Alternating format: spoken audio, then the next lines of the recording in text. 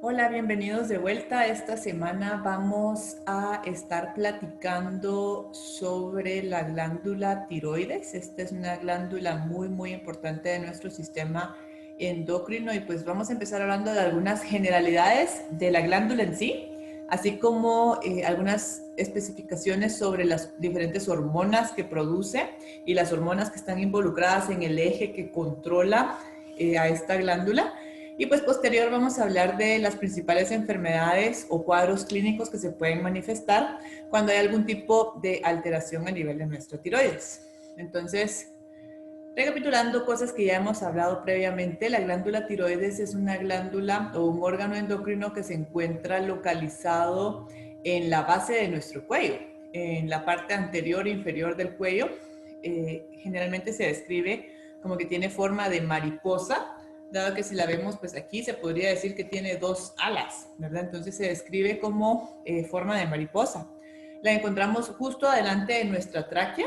Aquí vemos en esta imagen la tráquea y la glándula pues queda como encima de nuestra tráquea, justo por debajo de la piel. Es una glándula que incluso en muchas personas, en especial en personas que son bastante delgadas, que tienen un cuello fino o delgado, es incluso fácil de palpar, ¿verdad? Se puede realmente palpar esta glándula incluso en condiciones normales en las que no hay ningún tipo de anormalidad en ella.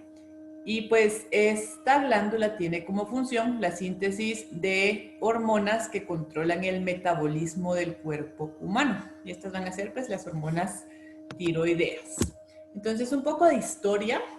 El nombre de la glándula tiroides viene de la palabra en griego tiroides, que significa escudo. Entonces fue identificado oficialmente por Thomas Wharton en 1656 y él es pues quien le asigna este nombre, ¿ok? Sin embargo, esta glándula ya había sido documentada por Leonardo da Vinci previamente, quien la había incluido en algunos de sus dibujos, ¿verdad? Entonces aquí podemos visualizar algunas de las imágenes que él había retratado y él ya la había, pues, de cierta forma identificado antes. Lo que no había hecho era ponerle un nombre.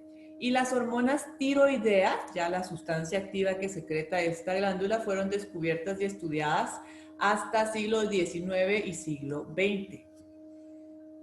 Ahora, en cuanto a su origen embriológico, la tiroides empieza a desarrollar en el embrión a partir de la tercera semana de gestación y pues se desarrolla sobre el piso faríngeo en la base de lo que en ese momento sería la lengua. Y de la base de la lengua desciende, empieza a hacer su trayecto como bajando a lo largo de todo el trayecto del cuello.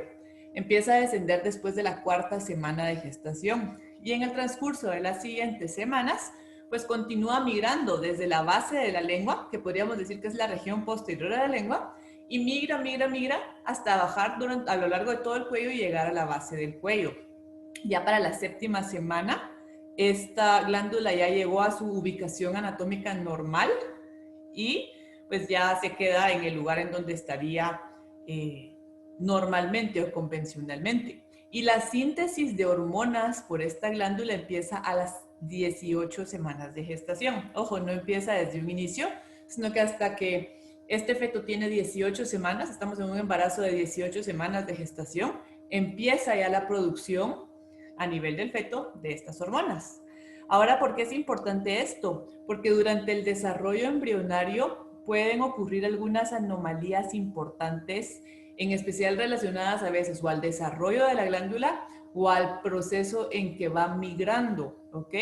Entonces, por ejemplo, tenemos lo que llamamos atireosis, que es la ausencia de tiroides al nacer, ¿verdad? Hay niños en los que no se desarrolla esta glándula y nacen sin tiroides y por ende sin hormonas tiroideas. Luego tenemos lo que llamamos tiroides ectópica. Aquí lo que sucede es que hay un problema en la migración. ¿Se acuerdan? Les dije, migra desde la base de la lengua hasta la base del cuello y lo que puede pasar a veces es que no migra adecuadamente.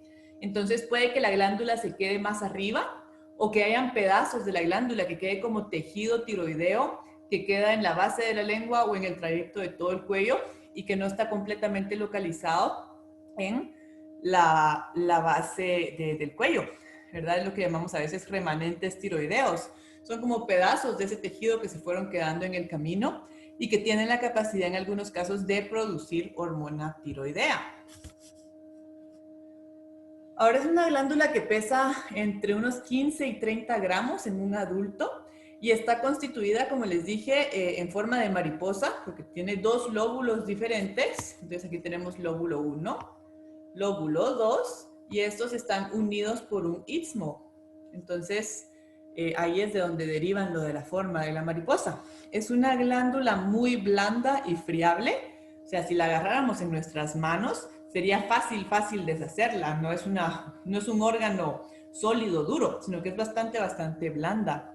Y cuenta con un importante aporte vascular, recibe sangre en grandes cantidades, hay un montón de irrigación sanguínea que llega hacia esta glándula por lo importantes que son las hormonas, ¿verdad? Así como llega mucha sangre, hay mucho trabajo acá, sale mucha sangre porque estamos sacando muchas hormonas también de ahí.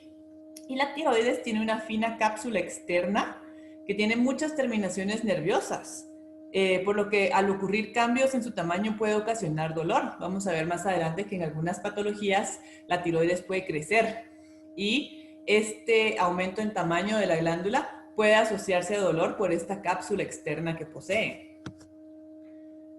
Ahora, entrando a hablar ya específicamente sobre las hormonas tiroideas, vamos a ver que vamos a mencionar en particular dos hormonas que son muy importantes, que son las dos hormonas que principalmente se producen por esta glándula y son fácil, la T3 y la T4. Sus nombres, para ser un poco más técnicos, T4 es también conocida como tiroxina y la T3 es conocida como triiodotironina.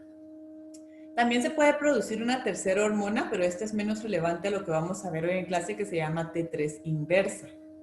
Y una cosa importantísima con la glándula tiroides, el yodo que podemos ingerir a través de nuestra dieta, es un componente esencial para la síntesis de estas hormonas. Sin yodo, nuestra glándula tiroides no es capaz de producir sus hormonas, ¿ok? Ojo, la glándula tiroides no produce yodo, sino que usa el yodo para poder producir sus hormonas. Entonces yo tengo que tener niveles adecuados de yodo en mi cuerpo para que la tiroides pueda funcionar y tener como esa materia prima para poder sintetizar sus hormonas, ¿ok? Entonces, ¿por qué es importante esto? Nuestro cuerpo es incapaz de producir yodo, nuestro cuerpo no lo sintetiza, sino que todo el yodo que nosotros tenemos disponible para llevar a cabo alguna función, tenemos que ingerirlo de nuestra dieta.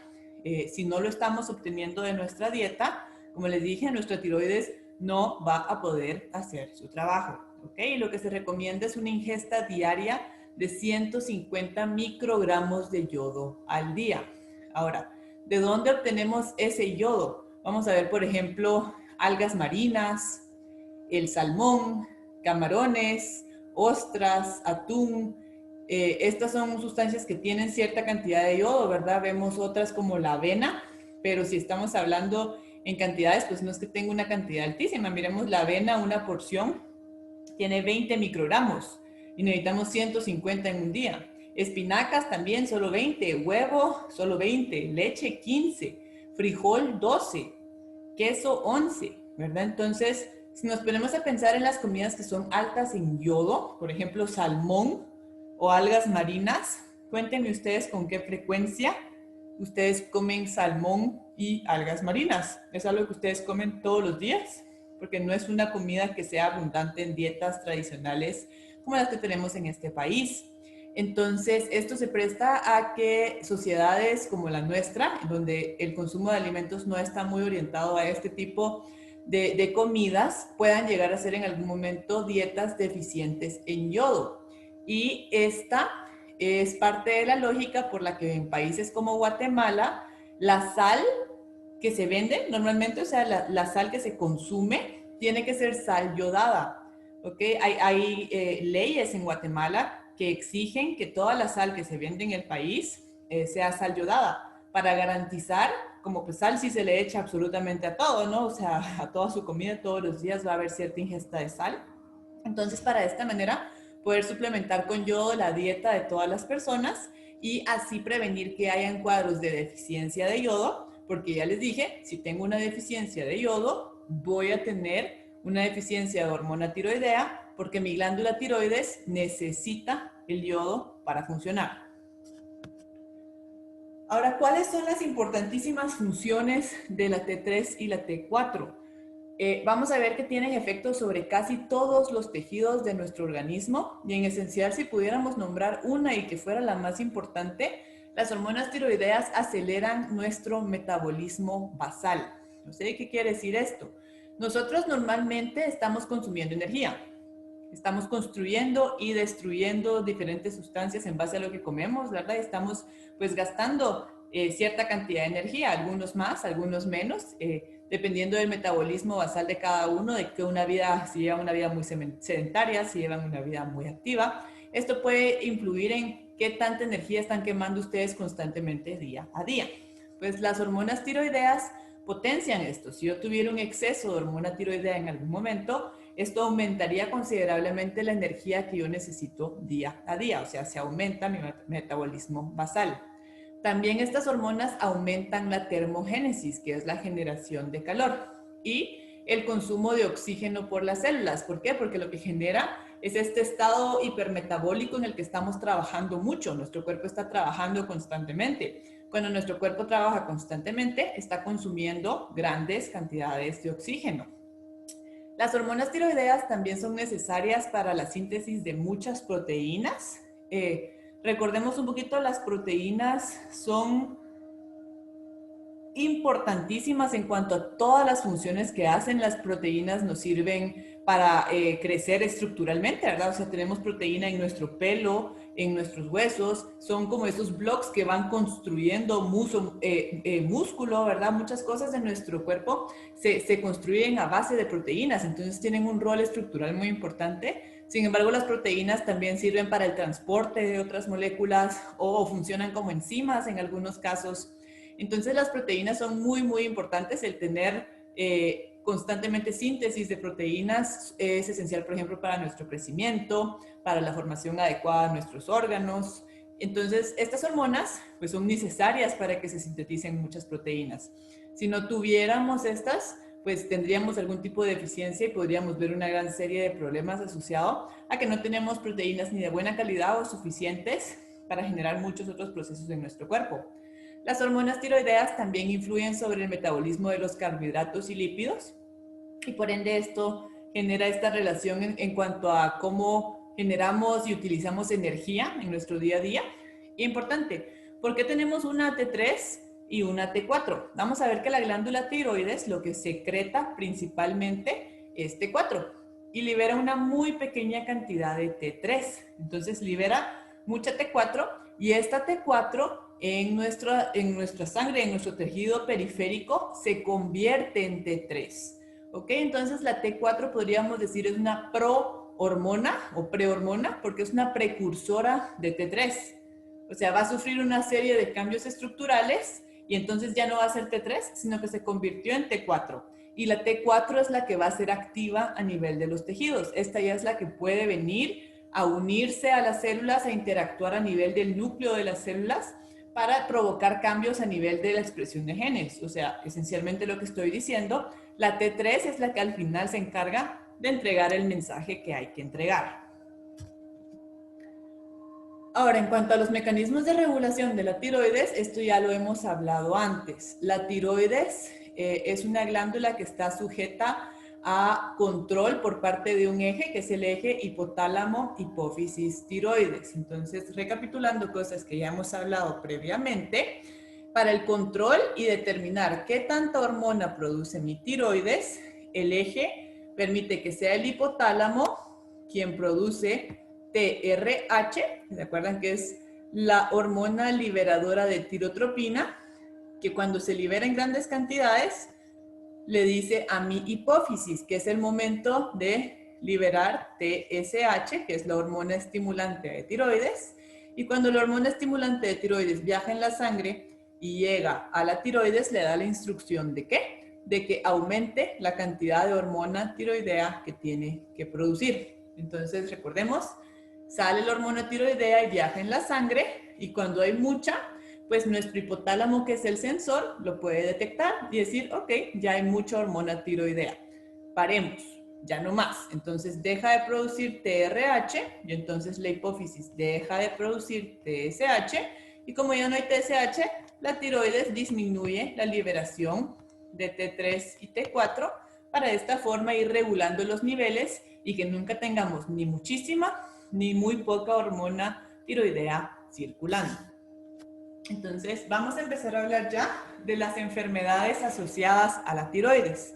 Y vamos a hablar específicamente de lo que es el hipotiroidismo y el hipertiroidismo. Ahora, ojo, que estos más que enfermedades puntuales son síndromes, son como una constelación de síntomas que vamos a ver que pueden tener muchas causas diferentes. O sea, yo puedo tener una enfermedad específica y tener hipotiroidismo, o tener otra y tener hipotiroidismo. Es más un cuadro clínico que se puede presentar de muchas formas o por muchas causas. Entonces, el hipotiroidismo es el síndrome que resulta de la disminución en la producción y secreción de T3 y de T4 por nuestra glándula tiroidea. ¿Ok? Es un cuadro clínico general que puede tener diferentes causas y que puede ocurrir por una alteración a cualquier nivel del eje. Ojo, esto es importante. No todos los hipotiroidismos son el resultado de que mi tiroides no funcione. En algunos casos el hipotiroidismo puede producirse por un problema en la hipófisis o por un problema en el hipotálamo. ¿A qué me refiero con esto?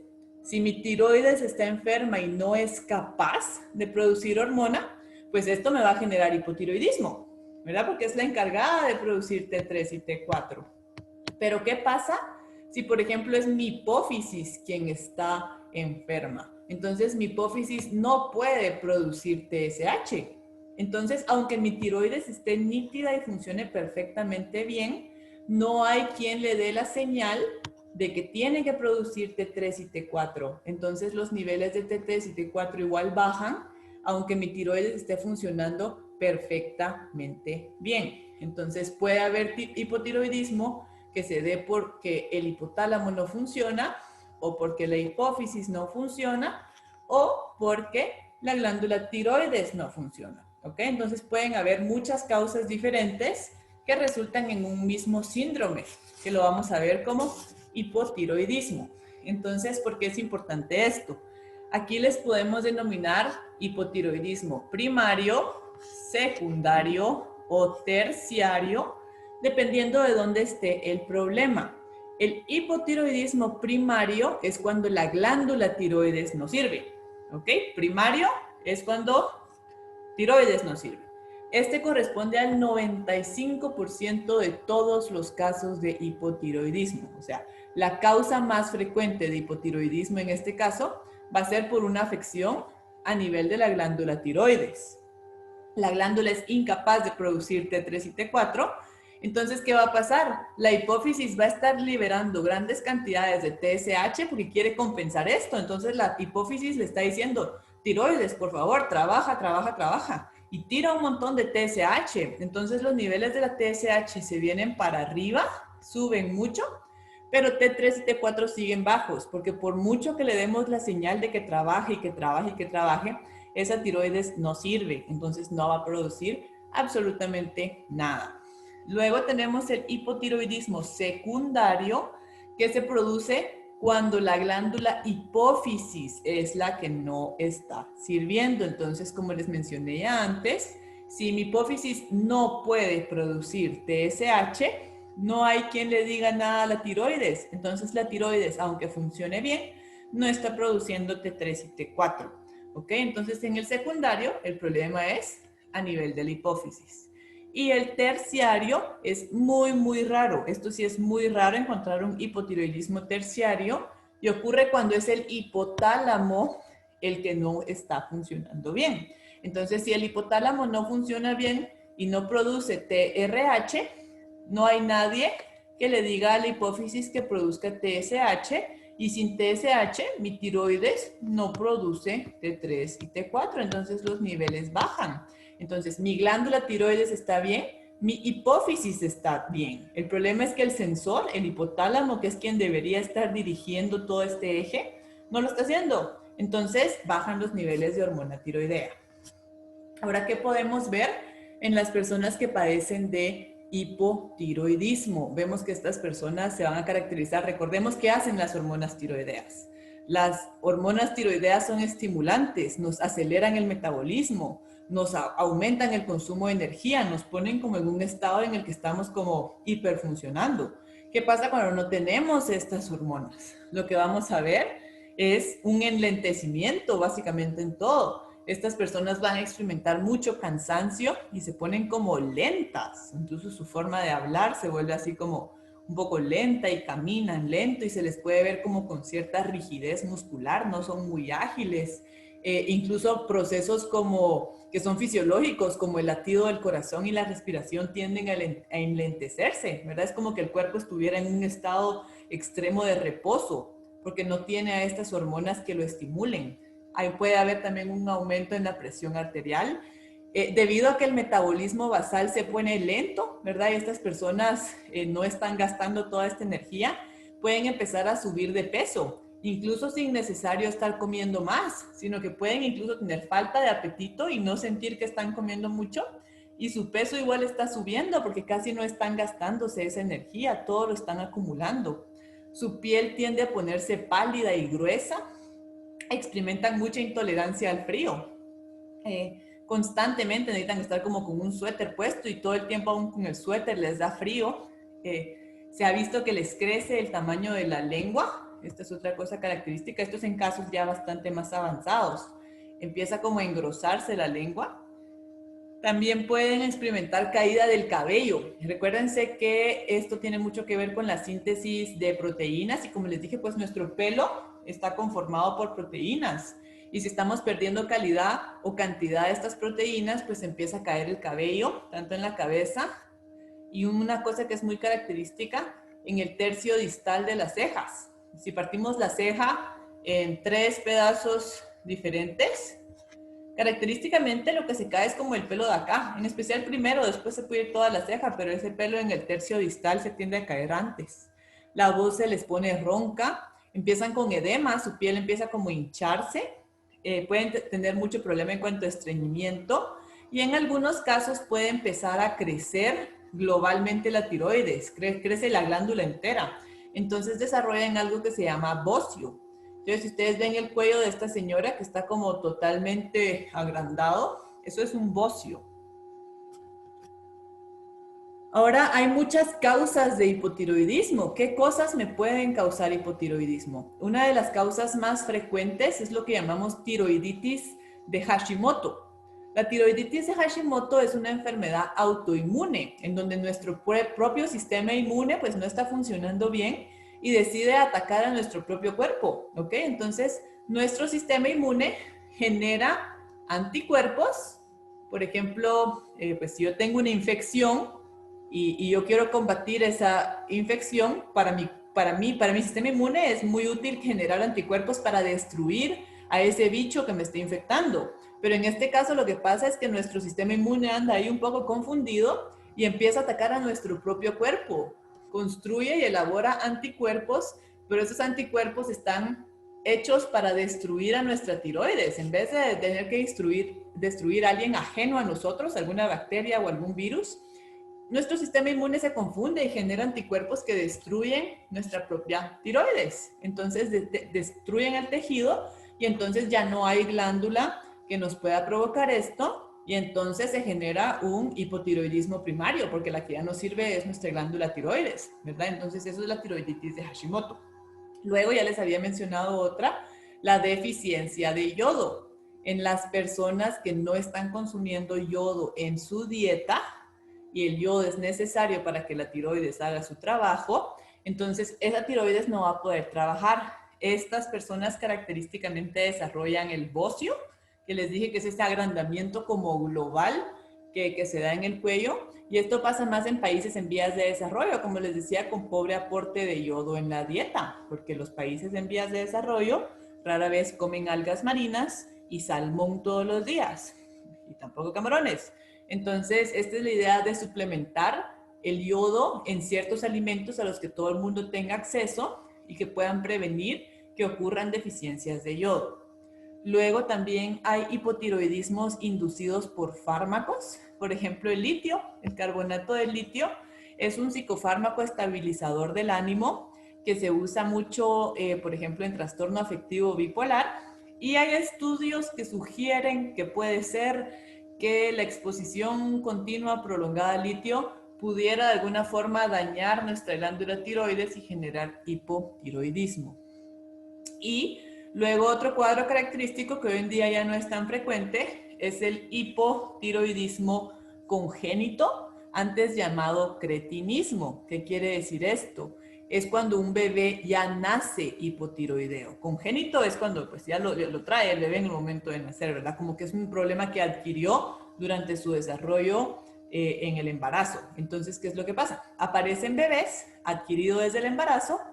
En algunos casos, por ejemplo, por agenesia de la tiroides, ¿se acuerdan que les mencioné? Que hay algunos niños en los que no se desarrolla la tiroides, o en otros casos puede pasar por condiciones maternas, ¿verdad? Si la mamá tiene alguna deficiencia o alguna otra enfermedad relacionada a la tiroides y que pueda de alguna forma afectar el que la tiroides de este bebé esté funcionando. Y entonces estos bebés pueden ya nacer con un cuadro clínico de hipotiroidismo, y eso es el hipotiroidismo congénito. Ahora vamos con la otra parte, que es el hipertiroidismo. Y este es un síndrome que resulta de un exceso en la producción de hormona tiroidea por nuestra glándula. Entonces es el contrario, aquí no hay una deficiencia, sino hay demasiada hormona. Entonces, aquí tenemos un término que llamamos tirotoxicosis. La tirotoxicosis es un cuadro clínico, o sea, las manifestaciones o síntomas que resultan de tener un exceso en la producción de hormona tiroidea. Entonces, el hipotiroidismo es como el cuadro general y a todos estos síntomas son un fenómeno que se ve por lo que decimos tirotoxicosis, o sea, un exceso de hormona tiroidea. ¿Ok? También puede clasificarse, al igual que el hipotiroidismo, como primario, secundario y terciario. Primario, cuando es la glándula quien no produce hormonas, ¿verdad? Cuando es la tiroides la que está enferma, no, perdón, cuando es la glándula la que produce demasiada hormona. Por alguna razón, a veces la glándula tiroides puede secretar demasiada cantidad de hormona tiroidea, entonces es primario.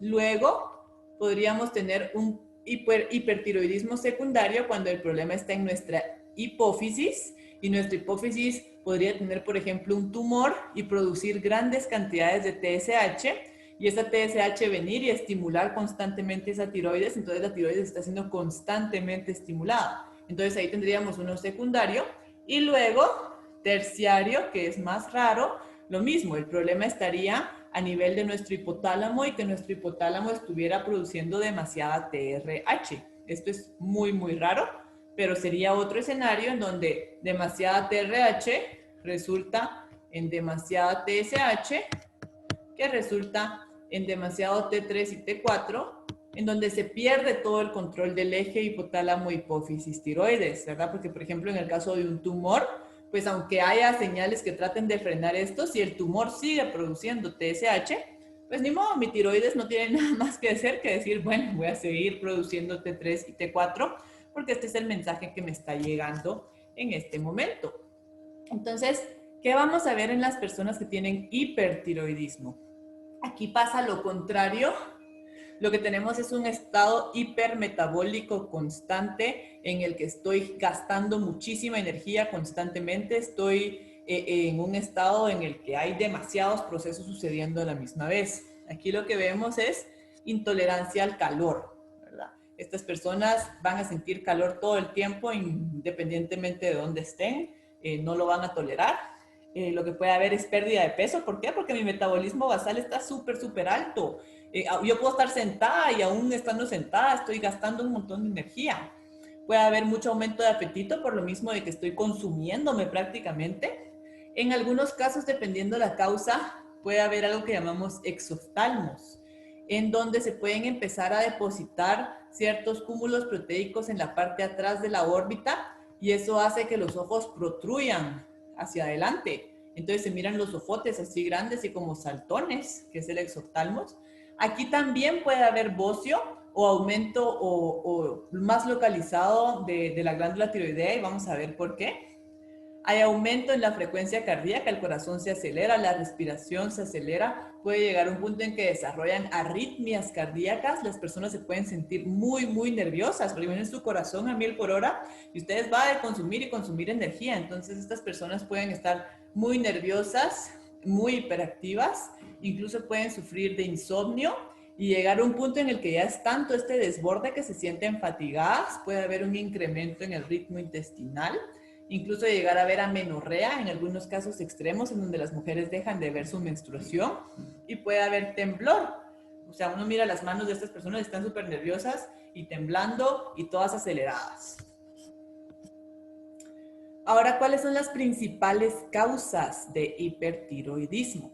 Y así como vimos para hipotiroidismo, ¿se acuerdan que estaba la tiroiditis de Hashimoto, que era una enfermedad autoinmune? Pues en el caso del hipertiroidismo también tenemos otra enfermedad autoinmune que se llama enfermedad de Graves. Pero aquí lo que pasa es diferente, porque se acuerdan que en la otra lo que teníamos eran anticuerpos que destruían la tiroides. En la enfermedad de Graves también es un problema de nuestro sistema inmune, pero aquí lo que se produce son anticuerpos que son, o sea, cuando se producen, se parecen mucho o asemejan mucho a la TSH que produce nuestra hipófisis. Entonces, esos anticuerpos que produce nuestro sistema inmune pueden hacer el mismo rol que la TSH, llegan y se pueden unir a los mismos receptores de TSH que están sobre nuestra glándula tiroides y estimularla. Entonces, yo tengo la TSH que produzco en mi cerebro y aparte, mi sistema inmune está produciendo una sustancia que es prácticamente igual a la TSH. Entonces llega y sobreestimula la tiroides y la pobre tiroides anda ahí, va a sacar y va a sacar y va a sacar T3 y T4 porque alguien más le está diciendo que lo haga afuera de su eje normal de control. Aparte, por ejemplo, tenemos lo que llamamos el bocio multinodular tóxico, en donde lo que sucede es que aparecen múltiples nódulos. Si se dan cuenta, aquí a diferente del bocio, ¿se acuerdan que el bocio les dije que era un agrandamiento como general? No, que aquí lo que aparecen son nódulos, como masas que van creciendo. No es uniforme el crecimiento, sino que son masas específicas. Y estos nódulos son hiperfuncionales, o sea, funcionan de una forma autónoma. No están bajo el control del eje hipotálamo, hipófisis, tiroideo, sino que es como que si creciera un tumorcito que anda haciendo lo que le da la gana. Y él produce T3 y T4 independientemente de lo que todo el resto del mundo ande haciendo o de lo que el eje piense, a él no le importa. Él produce su T3 y T4 independientemente de todo lo demás.